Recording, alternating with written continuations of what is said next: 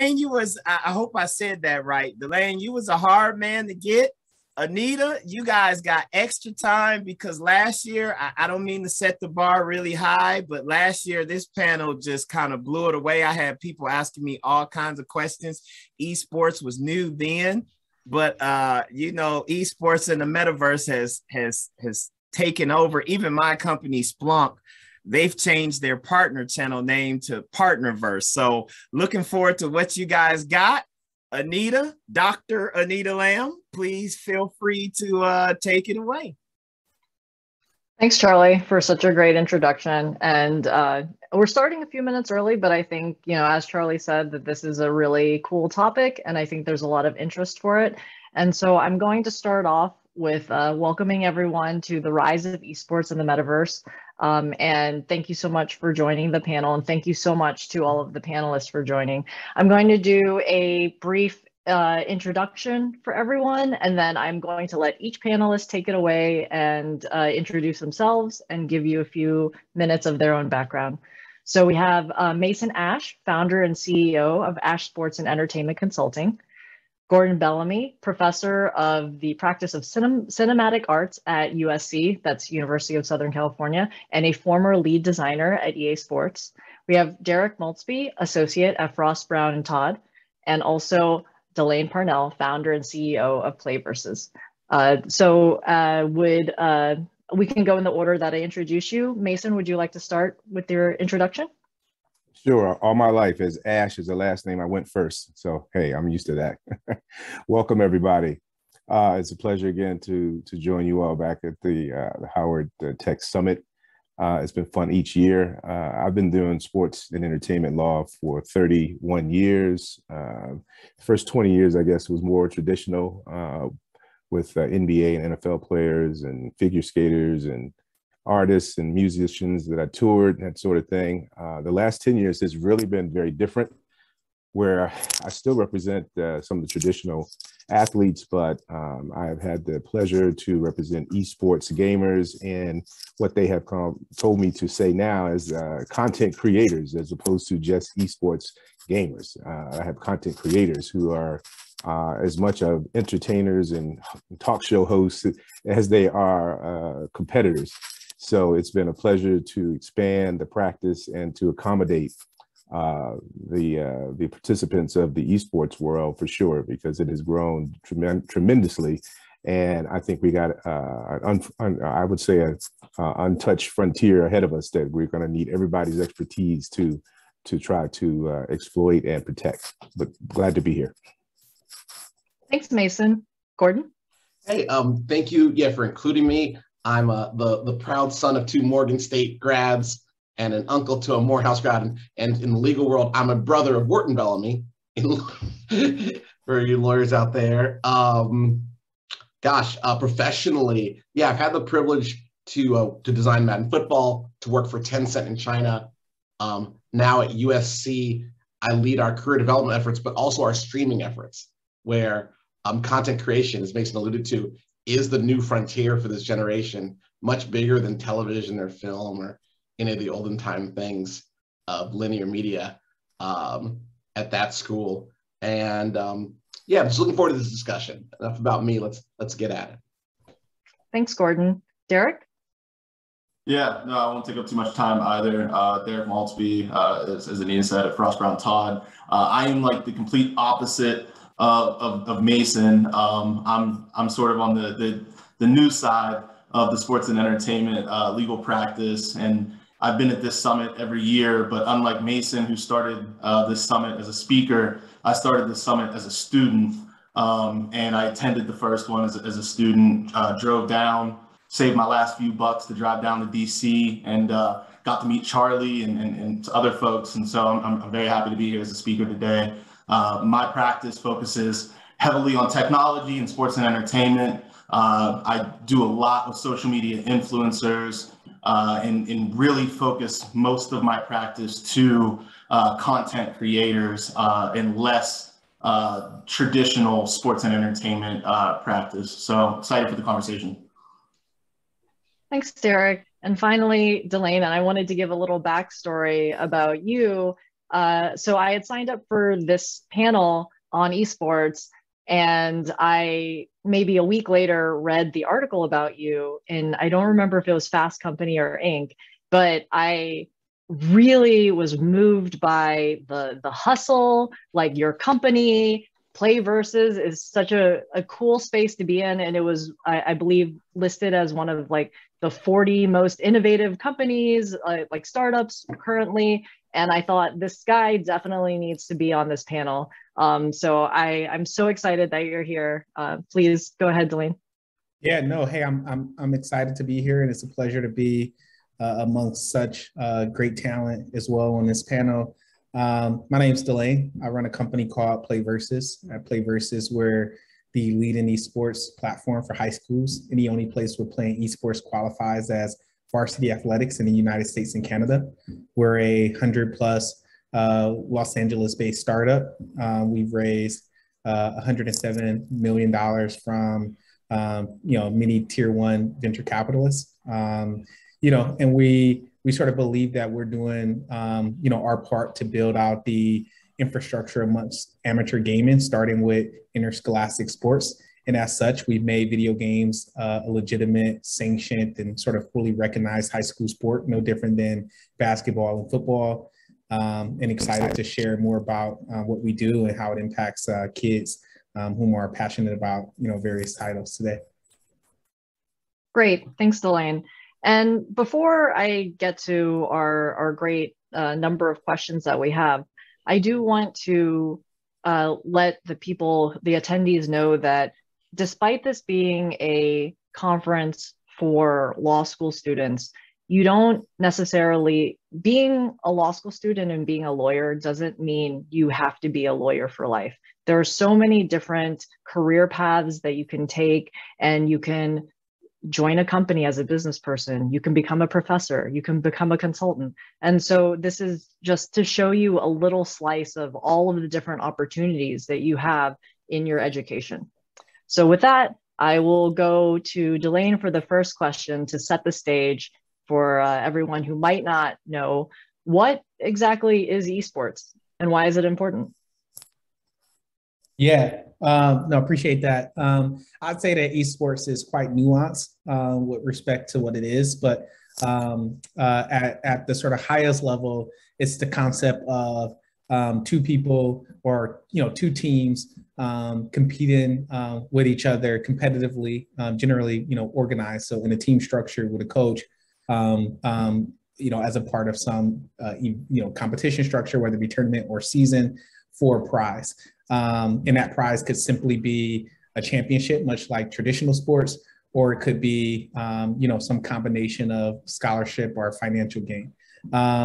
Esports, or the concept of competitive gaming, though, has probably been around since the 1970s, when arcades sort of first formed, and people would compete, kind of solo against themselves, but in like leaderboard fashion, right, to get the highest score. That sort of evolved in the 80s to console play, when people would play, with one friend, but in person. And then in the 90s, local PC networks started to build up. People could play with multiple friends, and then through the 2000s, online PC, console, and sort of mobile networks started to spawn, and people can play with anyone across the world. And so today, where we are with esports, is there's a massive sort of audience around gaming. 75% of the world's internet users consider themselves gamers. They play avidly across consoles, PCs, and in the web. In their mobile devices.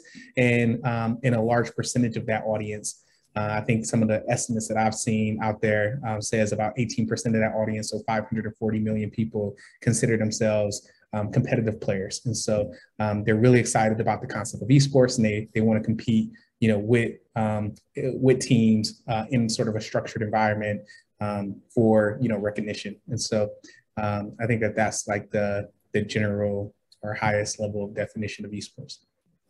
Great, thank you. And you alluded to this, but I want to turn to Mason for the question of how has esports developed and grown over the last few years? And how has that affected the legal industry, like with the money, the stakeholders? What's been going on? Well, that's a great question. I think, you know, I consider myself a talent monetizer is what I call myself, right? And it fits perfectly for this industry because I'm not just a sports agent or not just a sports lawyer. And I failed to mention that I'm the adjunct faculty at Howard Law School. In fact, I introduced sports law to Howard about 10 years ago. And it's been great to watch that class and the people that have come through the class go off into the industry in various places, whether they went to the league office or teams or into the technology side of it. But when it comes to monetizing the talent, it has been super interesting to me because lawyers are getting calls to represent the content creators or the entrepreneurs, just as we have for other business owners, right? They need to have incorporations. They need to have trademarks filed. They need to have corporate finance. You know, when a person is developing a startup and they started getting traction, and people want to throw money at them, they need advice, right? So we have corporate finance, we have issues, we have real estate issues. So you start making that money, you start making purchases, you start buying things. And so it's been really interesting. The client base that comes out of esports has been very much like a lot of the other industries who generate hundreds of millions and now billions of dollars in esports. So there's a lot of work for young lawyers as well as any lawyers, really, whatever your expertise is. Gamers, whether you're in content creators or influencers, they are calling on lawyers to help them be creative, protect their creativity, right? And convert that into some sort of a monetary scenario.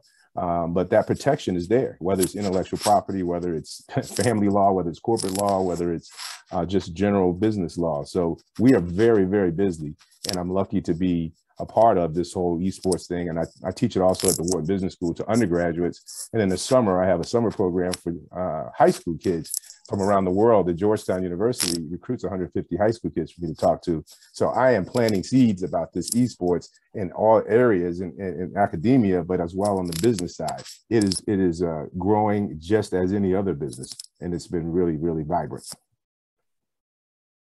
Thanks, Mason. And I'm kind of going to go off script here because something you said made me think, you know, there's so much room for lawyers to get involved in esports and esports company. I wanted to ask Delane, what has your involvement been with lawyers so far? Have you hired some in, or do you primarily use outside counsel? And, you know, if you are looking for counsel, what are the core characteristics that you look for to give someone work? Yeah, and so great question. One of the things that our business is built on partnerships. And what I mean by that is, you know, because we are a software company that enables a competitive experience on top of the typical in-game experience that most gamers participate in, and we commercialize that, we have to obtain commercial rights to be able, from the game developers, you know, the IP owners, to be able to facilitate that experience. Now, in esports historically, and unfortunately, this still happens at rapid pace today. People meaning really organizers of competitions, including, you know, even, you know, sites or platforms that have even raised venture capital. What they actually do is they're misutilizing, in many cases, IP rights from game publishers by, you know, posting their games on their websites and organizing competition and charging for that competition in various ways without actual, you know, rights or permission and authorization from the developer themselves to be able to do that. Now, you know, for a long time, you know, esports was sort of looked at as something, you know, the juice isn't worth the squeeze, right? This auxiliary opportunity. Publishers didn't have infrastructure to manage enforcement, nor did they care to manage enforcement of what people were doing, because they thought, you know, it sort of benefited their core metrics around engagement and also, you know, benefited them from an exposure perspective.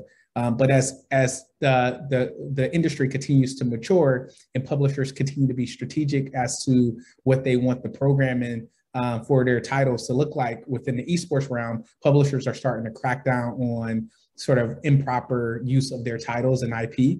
And PlayVS in particular has always taken the approach from day one that we would only operate titles on our platform in the context of, you know, high school esports if we had a relationship with the publisher.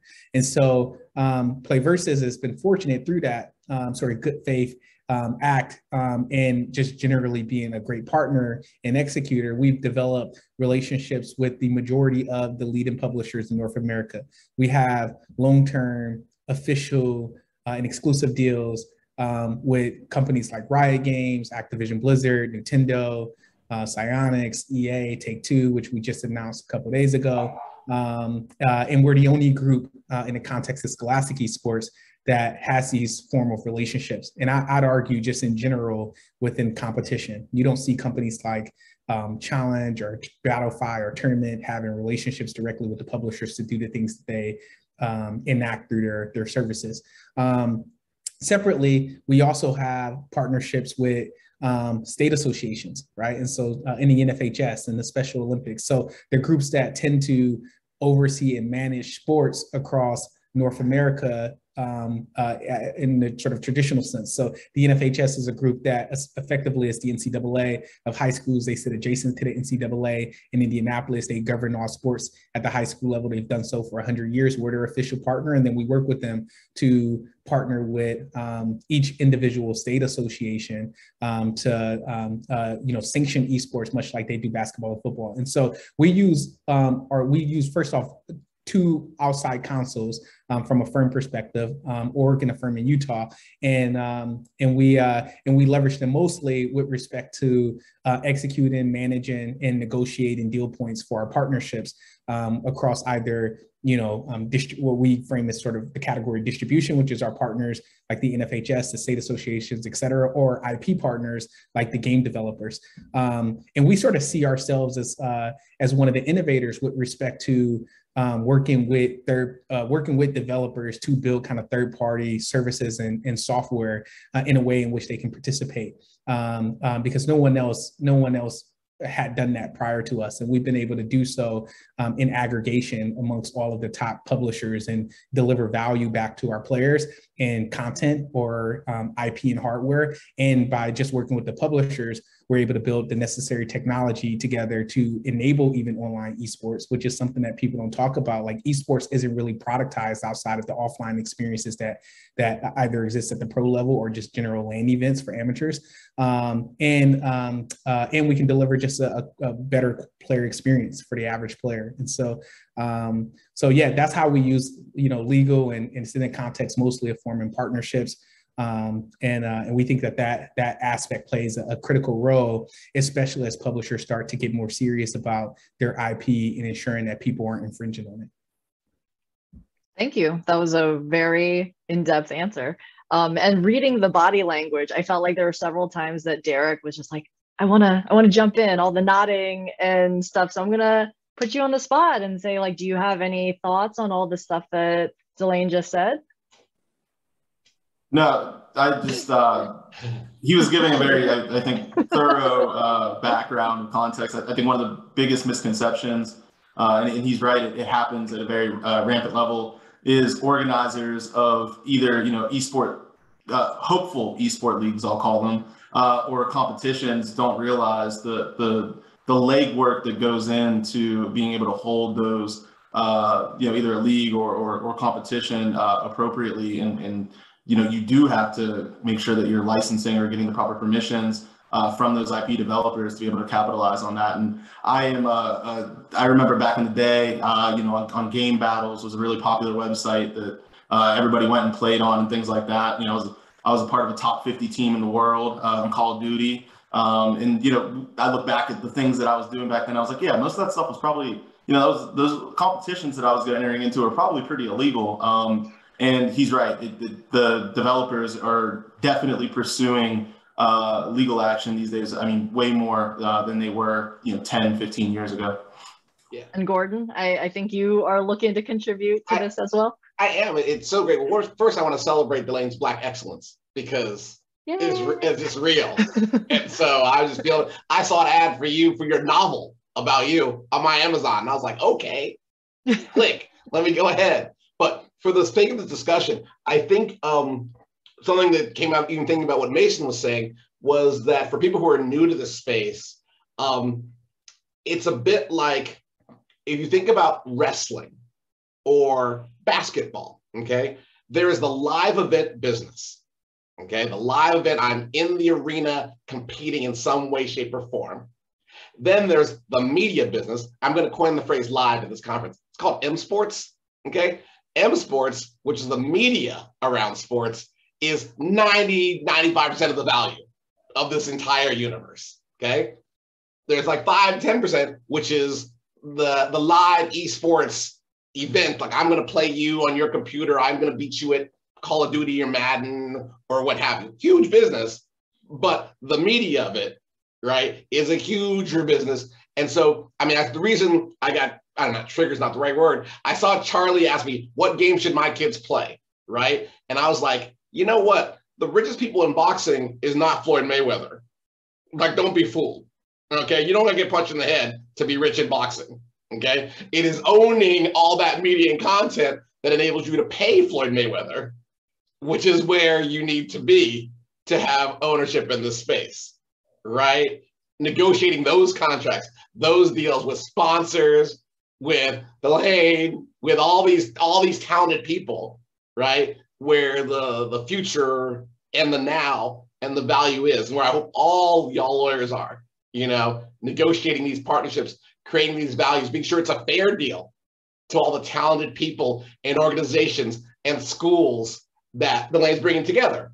A key difference between sports and esports, however, is like James Naismith didn't own the basketball, where you can't dribble a basketball unless James Naismith says dribble. It's not a real basketball, okay? No one owns boxing, or I think it's the NFL sort of owns football. They, you know, that's an antitrust, but whatever. In the case of esports, these are all digital media that are owned before you click a frame.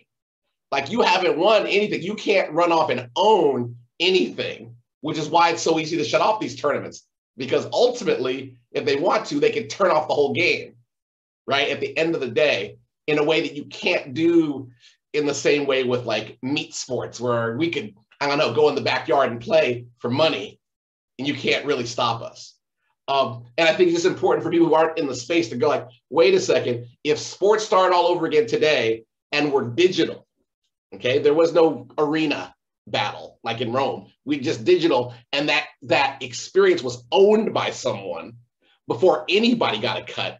What is the legal thinking, right? Because it's a different framework that that what we're all talking about is value created off of content that someone specifically owns. And whether that's eSports or, you know, live esports, it sort of branches off from that understanding. That's what I wanted to say. Thanks. And that leads into the next question. We're going to go back on script now. Hope everyone enjoyed that foray. There's going to be more, because that's how I like to run my panels. So in the spirit of following the money, that's where you usually find all the issues, right? And so, Derrick, I would want to know what you think the money is. Where's the money in esports? And do you agree with what Gordon is saying in terms of media versus live and everything he said? Yeah, no, I think Gordon hit it on the head for me. Gordon, did you make up eSports on the spot right there? Oh yeah, that's live. This is the that was live. And it's not even February. I know. It's live. I'm gonna steal that. Yeah. So you know, eSports 100% is in my mind, you know, where the money is, right? I think that the media side of things is, you know, where you are going to have the most business being done. That is where the content is being created and driven. And that is ultimately what, you know, from a consumer side, what is being consumed by the public. And that's more so the side that I work on, right? And we had a really good argument, you know, around the media side versus the actual sports side is, you know, these content creators are professionals in their own right, and viewing them in the light of maybe more so professional entertainers rather than, you know, professional esport players is the more appropriate way, or so they are, you know, professional M-sport players. But driving that content, that is where you get a lot of collaboration and partnership agreements and influencer agreements with these, you know, people that have built these huge followings, playing these games on, you know, the various platforms that you can live stream your gameplay. And it is, you know, kind of splintered off into a bunch of different ways that they're able to monetize on their following and on their influence over their fans, the consumers that consume their content. So I think that the media side is definitely where most of the money is, but I am a huge believer and huge fan of where live esports is going and the potential profit that there's going to be there. Like Delane said, like there's some issues in the licensing of things and how it's an international game. So there's issues in the fact that there's no central organization around esports in general, right? The developers for the most part are driving the major leagues, and in driving the major leagues and having teams across the world, you're going to run into a bunch of different issues. Immigration, one coming to mind, which I'm not an immigration lawyer, so I hand that stuff off to other people, right? But there's all types of different issues that you'll have with a normal sports league, a normal sports team. And as I think that becomes something that folks like the folks on this panel are working through to more so find processes and procedures that can be normalized and become a little bit more boilerplate. I hope to see live esports grow. You're starting to have stadiums built in different cities around the country, right? Like that is a sign of true investment in that also kind of growing. But as of this point right now, the M sports side of things, I think drives most of the profit. If I can add in on a M2 level, since Gordon is creating stuff as we speak, don't forget about merchandise. Now you talk about media, okay, that's good, I like it, but I also like merchandise because, as you just said, it's a global play right now, right? And so, and I also forgot to mention I'm at Blank Rome, a full service national law firm, and we are having a time with the IP requests to help folks who have created logos or who have created different things to put on merchandise and the influencers. So the gamer is just like any other influencer. If you got 2 million followers or 5 million followers, imagine how many hoodies and cups and mugs and stickers you could sell, right? I mean, that's pretty good money. Now you're talking about where's the money? I mean, it may not be billionaire money, but you're talking about people in their teens and early 20s, generate millions of dollars off of the creation of a idea and putting it on merchandise to their audience, and then creating this subculture of fashion, those that are fashion oriented. I don't even think we scratched the surface yet, to me, of where fashion could go for this particular audience. I don't think we've scratched the surface. I mean, hoodies are hoodies, okay, but guess what? There's all sorts of stuff people put on them. There's all sorts of designs and furniture and the chairs that we sit in and all the things. There's so many other things that are the accoutrements of this gaming world that I think we haven't even scratched the surface. And I'm always around these fashion-oriented folks. They're coming up with all kinds of things. So don't sleep on M2, the merchandise. Actually, I think I have a bit of a different opinion than everyone else here. Look, I think that esports today has been built on, esports today has primarily been productized at the professional level, which really only services 1,000 players. Yet there are 3 billion amateur gamers out there, and there is significant latent demand for product experiences that allow them to participate in the esports economy, whether it be as someone who wants to participate in a competition with their friends, or as someone who wants to organize a competition and service that desire in that way. I think that media value, merchandise, and live events are typically how the publishers have built the infrastructure around that productization of the pro level. But what we found is that it's not a sustainable revenue source for publishers. There's just a limit. It's a limited business model in terms of the upside that they can capture. And that's why most publishers today see themselves under immense pressure to turn, esports from a cost center, a marketing cost center, to a profit center. I think that the opportunity actually exists by building, especially for a developer, in general, for entrepreneurs sort of thinking about how to build companies in the space. The opportunity exists in how do you build the third-party software services this typically underserved gaming experience that exists outside of the game. One in particular, I think, and this is sort of what PlayVS, what we believe to be the largest opportunity in the space is what we call the competitive community or the competition infrastructure for gamers. If you think about it, I know someone had referenced to basketball. I think it was Gordon who referenced basketball. If you think about it, imagine what basketball would look like without, interscholastic sports, which is like middle school, high school, college, right? Playing on behalf of your school, local parks for like recreational pickup play, daily fantasy sports, right? For like, fan engagement and then sports betting, right? Betting on professional, teams and players and leagues. That's sort of where esports is today. And I think that the massive opportunity in this space is how do you build the parallels to that amateur competition infrastructure to service the desires and the behavioral experiences that gamers actually want. We think of PlayVS as the platform for interscholastic sports. At some point will power middle school through college globally.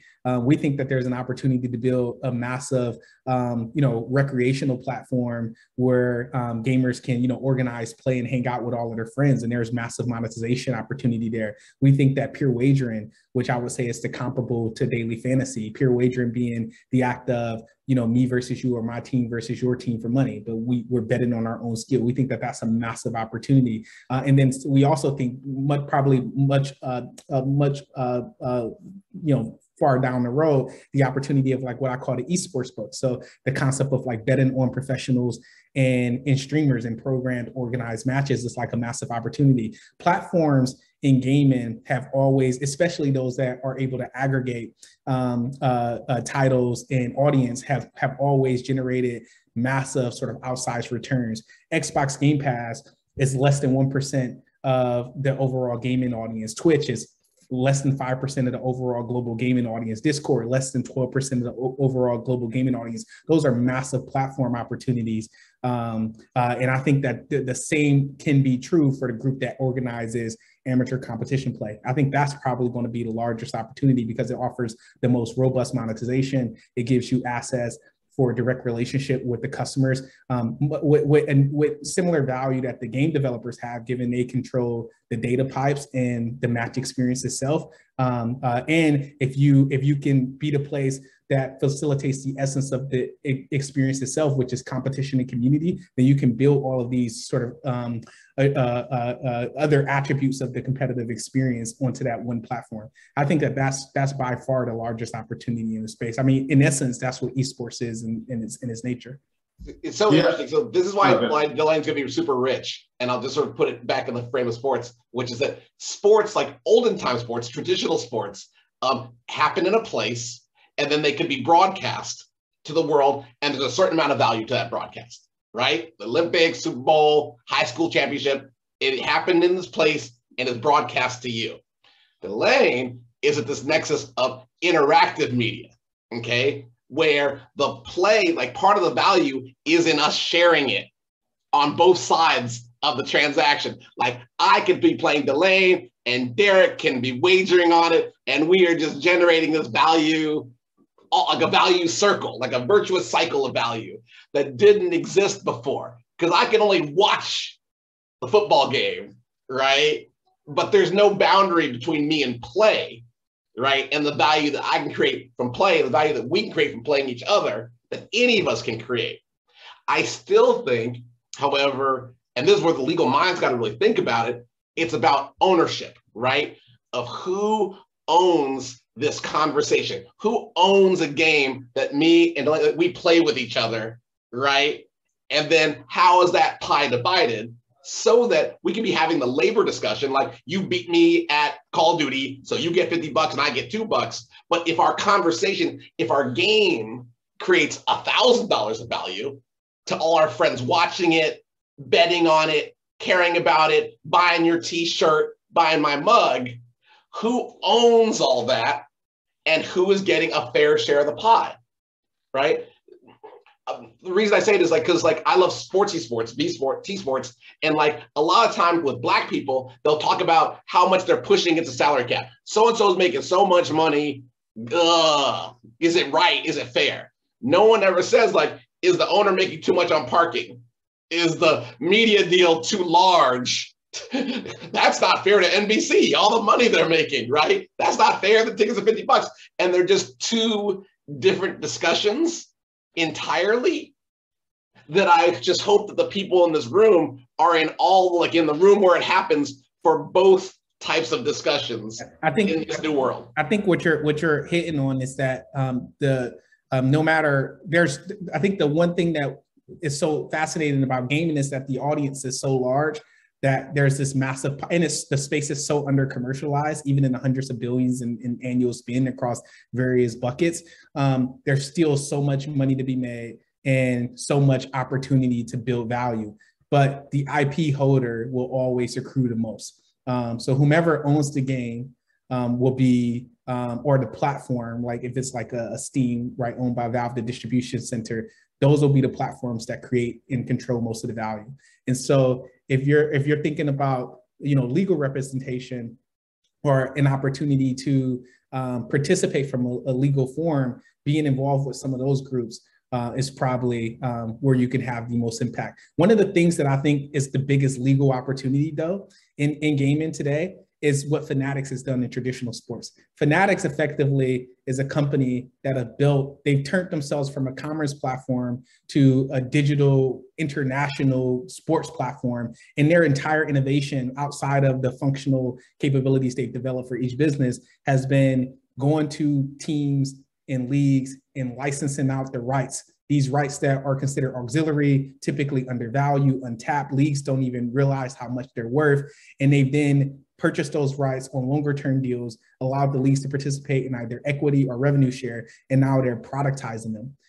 That hasn't been done in gaming. Game publishers have that exact same opportunity because gaming is intrinsically competitive. People want to watch it and people want to play it. In fact, more people want to play than they want to watch in gaming. And so there's even more opportunity for deeper engagement and to expand revenue per user or per player. And that template for how game developers leverage the rights that they haven't even inventoried, and then sub-license those out to third parties to participate in the economy there is by far the biggest opportunity. And that's what no one's done. Sports has a template for that. Film and television has a template for that. Music has a template for that. No one's ever done that in gaming. Yeah. I would start, or these NFTs. It's the same thing. I think it's the same. I think that's like the same question. It's like, hey, who's going to build? Like, who's going to be? Is you have to build that template, and then things like NFTs or competition or merchandise. All of those are just brackets of the things that leverages that template. But I agree, there's just a lot of opportunity there. Yeah, but big picture, ownership, not talent, right? Like, don't put yourself back in the bubble, right? Like the NBA, we put all Black folks in a bubble, right? It's like quick for a minute. None of the owners were in a bubble. They were living their lives. Same thing, but games. Well, Gordon, I got to tell you, if I may, Anita, I'm having a flashback when I was like 12 or 14, and I asked my parents, could they send me to a basketball skills camp, for the summer? And they were like, how much is it? And I'd say, $199. And they were, boy, are you crazy? Money doesn't grow on trees. I'm like, okay, so I didn't get to go. But the point is, imagine now I'm a professor in the summer with 15-year-olds explaining to them how you buy a team and how you run a university sports athletic department, or how you create a merchandise company, or you become a sponsor executive. At 15, instead of going to the skills camp, you're learning the skills of the business side of sports. That's so different from when I was 15.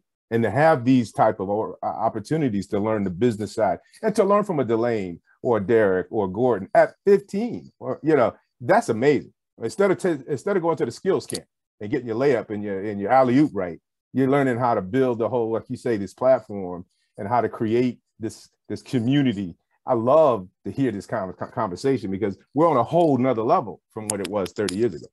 And to piggyback on that, Mason, like I think one of the biggest things to teach these young folks is, how to build their brands, right? Because I think moving into the Web3 world, and even just in the world we live in right now, the more that you can build your brand, the more that you're able to capitalize and be the owner of your own IP, right? To Gordon's point, because I mean, all of that stuff, teaching somebody all that stuff is great. But if you don't have opportunity, then you can't utilize that knowledge, right? And I would like to think that for decades, we as a people have never lacked talent, and we've never lacked, the education, but we lack the opportunity, right? And so I think as we move into this new phase of content creation, this new phase of what is sports, or what is entertainment or media, we have the ability to build our brands, keep that value, not give that value away. I talk to some folks who come to me and they have these huge followings and they want to go join a team. And I say to them, like, is that what you really want to do? Or do you just think this is what you should do? Because signing this contract with this team ultimately gives away part of your brand. You're signing over your ownership. Why are you doing that, right? Continue to build your brand. So I think teaching folks to build that brand in the right way, right? There's a science to building a brand. There's a formula to that. Building that brand and then capitalizing on that brand as we enter into this new phase of entertainment, of media, of sports. And Derrick, go ahead. I was just going to say, Brother Derrick, you almost verbatim repeated what Gordon told an eSports parent. I don't know, 3-4 years ago, I had Gordon on the phone with a parent because their child wanted to go sign with a team, and he gave them the same exact speech. Oh my God, to the word almost. This is spooky right now. well, something exciting, and just to get you on your track, Anita, where we're talking about the Globetrotters and the silent, is that it is entertainment and sports now. It's in some ways closer to wrestling than to true sports in some of the value that's being created by people making media around these games. And by that I mean that many of the people that are creating the most value are not the most talented per se in the pure competition of these games. There's competitive people who are super good, true, but painful example. All Black people invented all those dances. All dances are in Fortnite, but it turns out we don't know anything. Whoops. Sold, value created, right? And there are a number of moments in that value chain, right, where people could have possibly legally interceded to retrieve some of that value that was created by just someone being brilliant with the value, with that transformer spark inside that so many people from underrepresented populations have, right? There's an opportunity for these legal people in the room to position themselves in all parts of the value chain. Maybe that's the real takeaway, that there's no wrong place to be in the value chain if you want to be systemic. Else, you won't be. And historically, that doesn't work out for us. Well, we talked about this in a previous summit. Okay. A previous Howard Summit, Tech Summit, where we talked about the dancing and how difficult it is to protect the dance. If you come up with it legally, it's a slippery kind of formula of how you actually can protect it or not. The law has not really been totally developed there. And so that's how they misappropriate our culture, because it's pretty tricky on how you can come up with a dance and then protect it and then leverage it.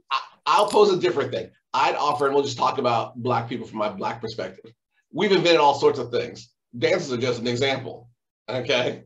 Dances are just one. I think we invented the stoplight, whatever, right? All sorts of things. Delane's inventing the whole eSports ecosystem today, right? He's like the NCAA, High School Association, all of it across multiple sports, multiple everything in ways that didn't exist before. It's more the mindset of ownership from the get of whatever. You invent a grilled cheese sandwich, but do you own it? Do you invent a whole esports ecosystem? Do you own it? That's the challenge. Asking those questions. That's the challenge. You're right. Yeah, it's a challenge. It's not about the dances. Too late on dances. Dances are gone. I get it. Someone saw that early, probably 1800s, said, you know what? Let's make sure this isn't legal. Let me legislate some stuff so that when this comes back around, right, we can own it. It wasn't Fortnite. Fortnite did not go out and be like, we need to make dance laws, so this can't be owned. That happened long before that sort of systemic stuff. So anyway, soapbox on, because we're at a legal conference and these are the HBCU folks. It's a mindset thing, real. support Delane's business, support Derrick's business, Mason's business, like all of it. Like, come into the room owning something, leave the room owning more. Thanks. Who knew? Well, I guess we all knew that when we were going to talk about where the money is, there was going to be a lot of discussion because money is very important in both the business and legal aspects. And one thing that I did want to add to what you said, Derrick, about building your brand is that being able to build your brand is what provides you that leverage to negotiate, to actually dream and think like, maybe I don't need to join that team and I can strike out on my own and have the confidence and the legal representation to say, you know what, I am going to keep building and own the IP, own my talent, and be able to capitalize on it instead of thinking that joining a team, like you guys said, is your only option. Yeah, and I think that goes to the statement that Gordon made, right? When you own your brand and you are building that's what you walk into the room owning sometimes, right? That you can leverage to walk out of the room owning more. And so, one of the things that we're getting back on the script as we keep talking about, we don't need to stay on script. It was just something to like keep us going. But I think that all of us are speaking enough so that we don't really need it. But, this discussion has evolved in talking about who is the talent and does that even matter? Because it sounds like the talent isn't necessarily as critical as who owns what is going on, the output of said talent. And so, and to Delane, where do you see? Do you have a need for Wall Street, or is what you're doing self-sufficient without that kind of infusion of capital? Yeah, I think it depends.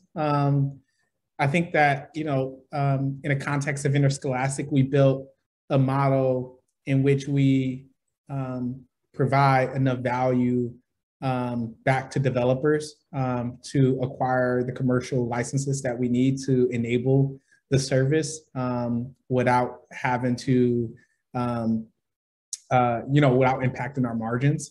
And gives us an opportunity to go and take that product to market and deliver it and, hopefully over time in a profitable way where that business sort of self-sustains on its own. I think as we look to build products that are more direct to consumer, where there is more revenue creation and value creation, it'll certainly require significant capital as we like to, partner with even more publishers, and given just the potential value of those rights, that'll require deal structures that include minimum guarantees, maybe thresholds for where like thresholds based on scale where that number even goes up or increases, and then potentially even revenue share, right? And so we'll have to have enough capital to satisfy acquisition of those rights, as well as building that product, taking that product to market, and all of the associated costs. And so I think that the overall vision, beyond just what we do at PlayVS, but how we think about our opportunity holistically, will certainly require significant capital, just given that we're building the infrastructure of that. But I do think that given our partnership mode with publishers, we'll be able to have compelling unit economics relative to companies like FanDuel or Flutter, or in DraftKings, BetMGM, et cetera, whom have all, as a comparable, built, digital experiences on top of, IP, like in the context of sports. And, because they compete against each other because the barrier is so low, the barrier is just cash, right? And so, and then now from regulatory licenses, there's enough people able to play in those markets, and they just trade off customers, right? And I think because we have partnerships with publishers that, in some cases, specific to like direct to consumer, I don't think that this applies to Interscholastic because in Interscholastic, like our entire, context is about how do we give access and provide experiences to kids, and where that there's no gating or barrier in that way, and how we how we aim to do that. But when you go and try to build direct consumer businesses like a peer wagering play, for example, you want to do so with barriers so that way, that business could be more profitable than some of the comparable companies out there in the market. So yeah, I do think that'll take a lot of capital. I don't know if it'll be, public markets like Wall Street, but I think that we can raise that privately given, where the markets are today. It's so interesting, the intersection that you're at. Curious question on, we just talk about your business for a second, like how, are there unique challenges with how young it goes? Like FanDuel, there's 21 plus, they're on the internet doing what they want to do, right? How is there? So yeah, no, I know what you're getting to. I think that one, these are all different. We vertically integrate each experience into a different product. So PlayVS will always and forever be only interscholastic. If we were to build peer wagering, for example, one, we wouldn't do eSports book or let's call it betting on professionals and streamers. We just do the context of if you want to organize a competition with your friends or family or coworkers and play for money, this is a pure wagering marketplace that enables that, right? And that experience in itself is vertically integrated. And so, yeah, we'll be able to do the proper age verification and gating necessary to enact, responsible gaming in that regard. And we obviously follow, whatever federal and state law from an age requirement standpoint. But not necessary with respect to what we do in high school. The biggest sort of legal hurdle that we deal with is student data privacy, I would say there, in which we're fully compliant. I guess, it's so interesting. Like, is it more like, I know it's new, it's its own thing, but is it more like a fantasy sports FanDuel activated thing? Or is it where it's, in my mind, gated around the event? Right? If I'm playing an esport, then the experience exists inside that event, or is it more like a Discord with enabled tournaments where it's communities that persist 24/7? Yeah, I have esports things that happen along the way that it's anchored in. Yeah, I think so it's certainly not, I think eSports book, how we think about that is sort of anchored around an event, right? Because we get an on-programmed event. So, we would in that event need to do some sort of partnership, assume regulations out of play. We do partnerships with the various leagues, and then we allow people to bet on some handle on, whatever matches are happening based on whatever odds.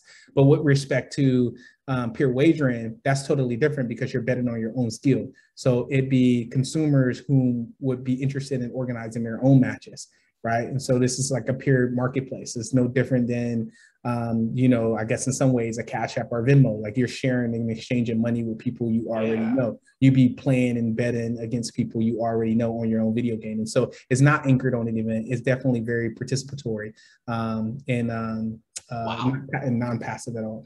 Everyone's taking in how cool this is. Maybe it's a lot of all at once, but it's got a lot of interesting facets. Well, that's why you're creating a lot of value. Like, it's so interesting. Like, a lot of the verbs that people use in the space of play are being addressed by his business, along with a trusted relationship with the content creators. It's a really interesting space. I don't know if there's like a metaphor. Like, maybe you don't need a metaphor because it exists, but keep it going. That's awesome. Well, one of the things that Delane, you said is one of the big issues you're facing is data privacy. And that actually goes to one of our questions from the chat from Karaz. How does esports intersect with data privacy and morality issues? What regulation issues do you predict will arise in the space that are similar to issues we are seeing in social networks? And this is for everyone who wants to. Yeah. So, I'm truthfully on the morality side, I think that's a nuance, probably a difficult question to answer. On the student data privacy side, however, we don't actually collect any, real valuable information on student gamers. Here's how we just generally handle it. We take this very seriously, by the way.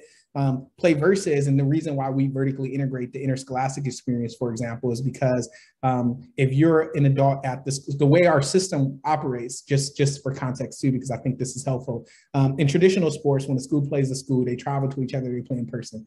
With esports, school A plays school B, they never leave their respective campuses. They play and do everything in between scouting, practice, talking to their teammates, all on PlayVS. So all of the activity happens virtually, right?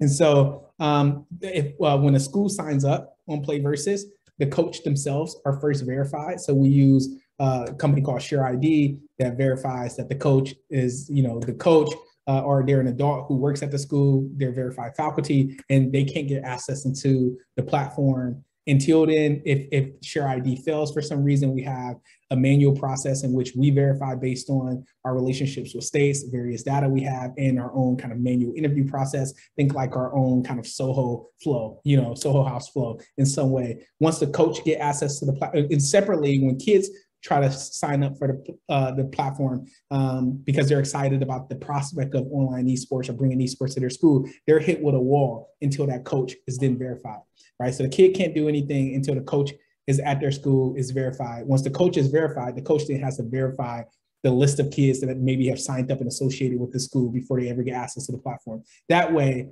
the platform experience in itself is just naturally gated. Right? Coaches don't see the kids' information until the coach has been verified. The kids don't get access to participate in any competitions, giving this on behalf of the school, and potentially see what other kids at the school are interested until the coach has then verified them. Once you're in the platform is a complete closed ecosystem. And so it's the neighboring schools that you play with, much like in traditional sports, in which you interact with and you compete against. And so there's less toxicity, for example, in our community because you're playing, school A is playing the school that's right up the street, right? And so there's consequence to that. And that way, all kids feel is more productive and it's safe. In fact, our demographics of our audience speak to that. We have a ton of women gamers in our community, and we have a lot of people of color also within our community, which is not common at the professional level where there are 0 women.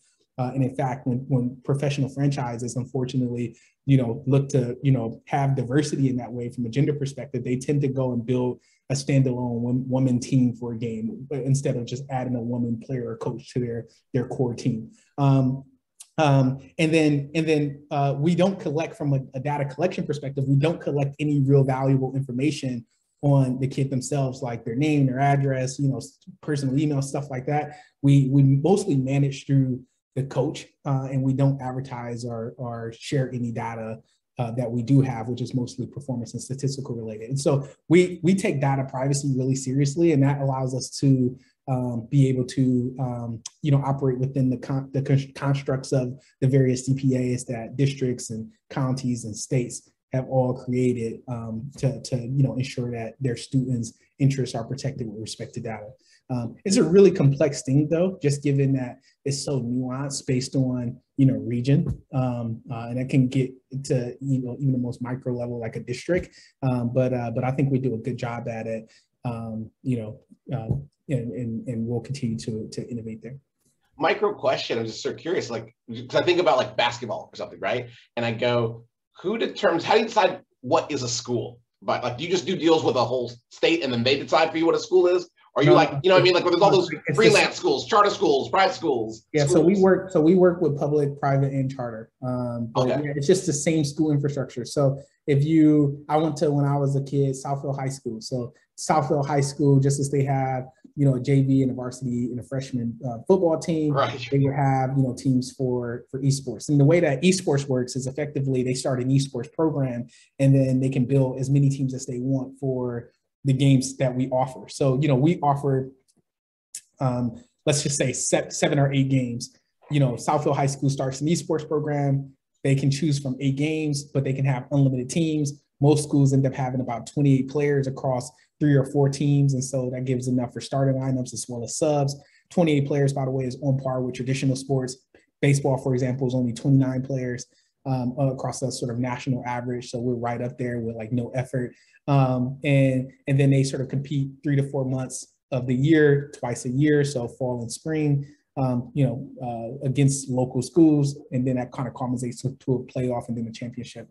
But the school, it's the same number of schools. There are 37,000 high schools across public, private, charter in our country. So that same 37,000, our goal is how do we make sure esports is ubiquitous across all of them. Football is only in 14,000 schools. Basketball is in 18,000 schools. So no one's ever broken the mold of exceeding more than 18,000 schools from a sport perspective. our goal is to do that with esports. No, it's awesome. I'm just curious that there wouldn't be like a secondary like I think of any like elite sport where you spend a lot of money to play, like buying a PC, right? I mean, like travel teams and select, and you know what I mean, like the swim club. Yeah, the challenge. Have a team. So I think so I'm going to jump in really quickly and say that we have 5 minutes left, sure. And we'll talk about it's amazing though. So so I just wanted to offer an opportunity for audience members, if you have any questions, to raise your hand and come off mute, or you can type it in the chat. And while we're waiting for your questions, Gordon and Delane can continue on their conversation, but I did want to give the timing and the invite for questions. Well, don't skip past Charlie's question about investing in PlayVS somehow, some way. That wasn't a question. That was just a statement. No, I'd love to set up a meeting. What's up a meeting like outside of this conversation? I want all these people in the room to ask their questions in this valuable time when we're together as a community. This is historic and awesome. Don't be shy. I'm not going to be shy. Statement. I'm sold, Delane. You that did all of this talking. How can we invest? Gordon said, we got to lift each other up. Give the people a little bit. I know you got private investors, but tell us how we could be involved and how we can help PlayVS, if anything. Yeah, certainly appreciate the interest to support the business to the extent that you be excited to put capital in. We're not raising, unfortunately, at the moment with PlayVS. I think that at PlayVS, we're probably pretty well capitalized, and we've been fortunate enough to be able to turn on revenue from day one, which I think many esports companies struggle with. And so I do think how we think about our opportunity holistically is that we're going to continue to build products, products that align with the competition infrastructure around the most popular titles globally, in partnership with the developers, and in hopes that creates memorable, competitive, and community experiences. And so some of those other products that I reference, or those other pillars of the competition infrastructure I reference, we will build products around those, and we'll independently capitalize those businesses at some point. So I think that those will be phenomenal opportunities to also get involved and be a part of the sort of mission that we have. But I certainly appreciate that. And from a support perspective, just continue to support us. I mean, it's great to get connected with you all, and we can certainly stay in touch post this. But as things come up and we do things like, and if there's opportunities to collaborate, we'll love to be able to tap into this group and find ways to work together. We do have a question from Karaz from the audience. Sorry, Gordon. Hi, my name's Karis. I asked the question earlier, but my second question was, how is the merchandising model of esports different than like the ads and engagement model of social media? Because I'm just wondering, where are companies likely to get sued in terms of like overusage or not having controlled space of that kind of idea? Anyone have thoughts on that? I understood up until the end of that question. I'm not sure I understand that. Could you repeat that again? I kind of trailed off, but it's really just, how is the merchandising model of esports different from the engagement and trying to get as many clicks as possible and like the ad and advertisement of like Google? I'm just trying to understand where the money is. How are they intertwined at all? Is there any overlap? Well, from my perspective, I haven't seen any difference between, I represent a lot of different influencers, and they just sometimes they happen to be esports person or some other type of gamer or some other type of fitness instructor or anybody that has a following. I haven't seen a difference really from a sponsor standpoint. If a corporate sponsor comes to the client and says, we want you to promote our product or our service, and to do that, we want to do anything between you making posts on your social media or you doing a national commercial on television. I haven't seen any difference in the terms and the requests that they want, and we are negotiating how much activity you have to do for the money, and we have to decide whether or not they're asking too much of you are you posting too many things, or who's going to own the post, and all these other IP issues. You know, will they be able to use your post forever?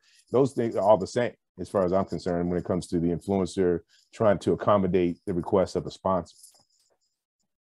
Yeah, the one distinction that I really always look to when talking to a client is, are you, is this more of like an Etsy type of deal, right? Or are you directly the influencer going to be selling your merch, to the consumer, right? Because that has its own various legal issues that we need to discuss.